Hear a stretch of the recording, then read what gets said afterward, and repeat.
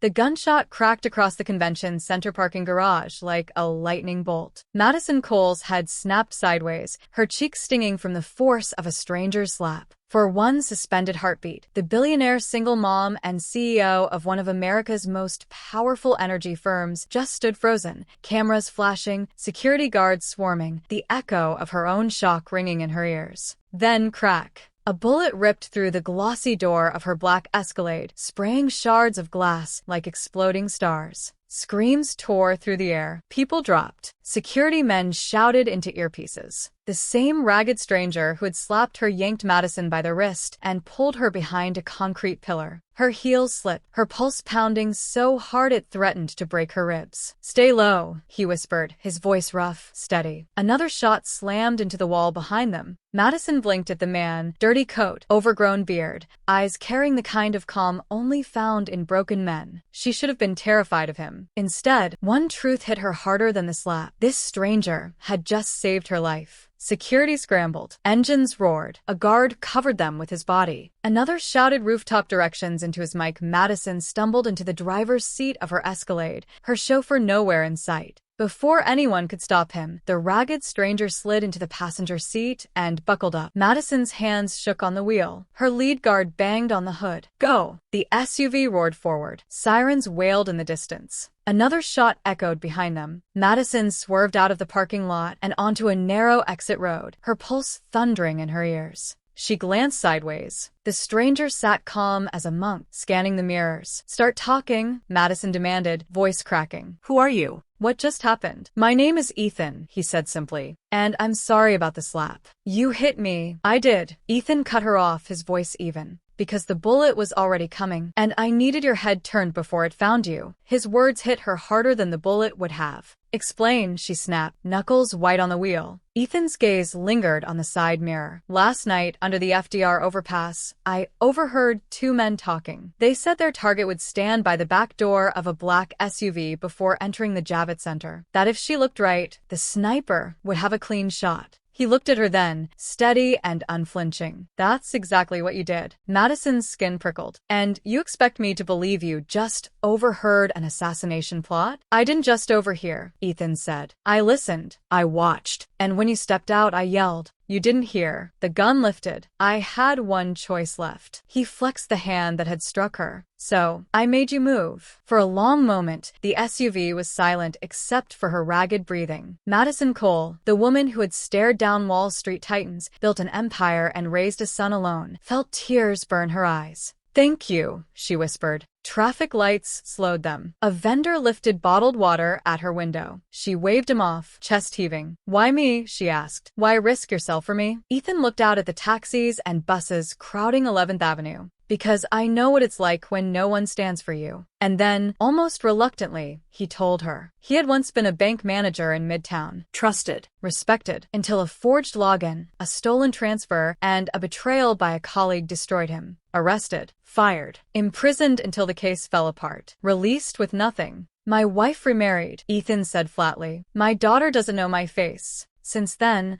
I've lived invisible." He touched the strap of his battered canvas bag. "But I couldn't disappear today." Madison's throat tightened. She glanced at him and, for the first time, didn't see a vagrant. She saw a man stripped by life, but unbroken. Her phone buzzed. Her head of security, Mark Benson. "Are you safe? Do not return. Stay mobile." Before she could reply, Ethan stiffened. "Two motorcycles. Behind us." Madison checked her mirror. Two black bikes, riders in dark helmets, keeping unervingly steady. Her stomach dropped. "They're following us." "Don't panic," Ethan said softly. "Stay smooth. Don't stop. At the next exit, turn right." The bikes drew closer. One rider slipped a hand inside his jacket. "Gun," Ethan barked. Madison's breath caught. Ethan rolled down his window. With one swift motion, he hurled his battered canvas bag into the biker's chest. The rider wobbled, lost control, and skidded hard across the asphalt, weapon clattering away. The second bike swerved, but the shriek of NYPD sirens rounded the corner. Blue lights flashed. Madison exhaled a shaky sob. "You threw your bag, the only thing you owned." Ethan leaned back, empty-handed. "I can find another bag. I can't find another chance to save a life." Hours later, inside the 19th Precinct station, Madison gave her statement. Dust still clung to her gown. Broken glass glittered in her hair. Ethan stood quietly in the corner, his presence strange in the sterile office. The captain cleared his throat. "Miss Cole, we apprehended one of the shooters. He carried foreign-made rounds. This was a professional hit, not random violence." Madison's mind raced. Her rivals were many, but one stood out. Richard Hale, her fiercest Wall Street adversary, had everything to gain if her upcoming Seagate Energy deal collapsed.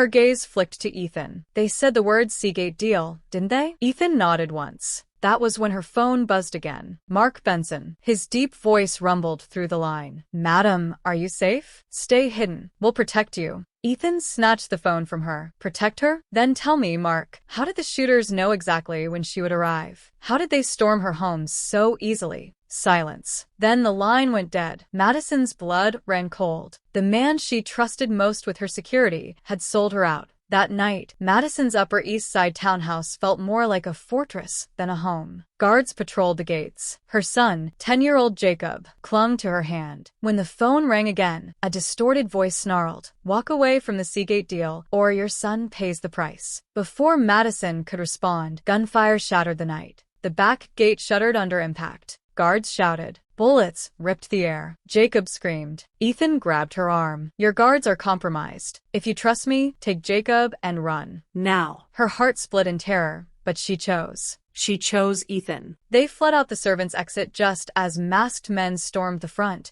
rifles blazing. At dawn, with her world collapsing, Madison agreed to Ethan's plan. They would stage a false meeting to finalize the Seagate deal. Let the traitors think they had another shot. And this time, law enforcement would be waiting. 2 nights later, under the shadows of an abandoned Brooklyn warehouse, black SUVs rolled up. Armed men spilled out. At their center stood Mark Benson, gun in hand, betrayal etched on his face. "Bring her out," he snarled. Ethan stepped forward. His ragged coat flapped in the wind. "You'll have to go through me," Benson sneered. A homeless bum playing hero? Before he could fire, floodlights blazed. Dozens of undercover officers surged forward. "NYPD, drop your weapons." Chaos erupted. Gunfire cracked. Men scattered. Ethan lunged at Benson. The two crashed to the ground, fists flying. "You betrayed her," Ethan roared. "She was just another rich fool," Benson spat. "Loyalty doesn't pay." Ethan's fists silenced him. Minutes later, the gunmen were cuffed, the echoes of violence replaced by the hum of victory. Days later, Madison Cole signed the Seagate deal, cameras flashing as headlines praised her resilience. But when the microphones were off, her mind was somewhere else. She found Ethan back under the bridge, sitting cross-legged on the concrete, staring at the traffic. "Ethan," she said softly. He looked up, startled. "Miss Cole, don't call me that. Call me Madison." She stepped closer, pressing a set of keys into his palm. "This is a house. And a job, head of security if you want it. No one else has earned my trust like you." His mouth fell open. His eyes glistened. "Why me? You could hire anyone." Madison smiled faintly. "Because when the world turned its back on me, you slapped me back to life." Ethan laughed through his tears. "I slapped a billionaire, and she offered me a home. Who would believe that story?" "I would," Madison said. "And soon, everyone else will too." Weeks later, the New York Times ran a headline, "From Streets to Hero, Homeless Man Saves CEO, Becomes Head of Security." At a charity gala, Madison and Ethan stood side by side, launching a foundation for the homeless. Little Jacob held Ethan's hand, not as a stranger's, but as family. In the crowd, whispers spread, not of scandal, but admiration. The billionaire single mom and the forgotten man, an unlikely pair, bound forever by fate, courage, and one unforgettable slap.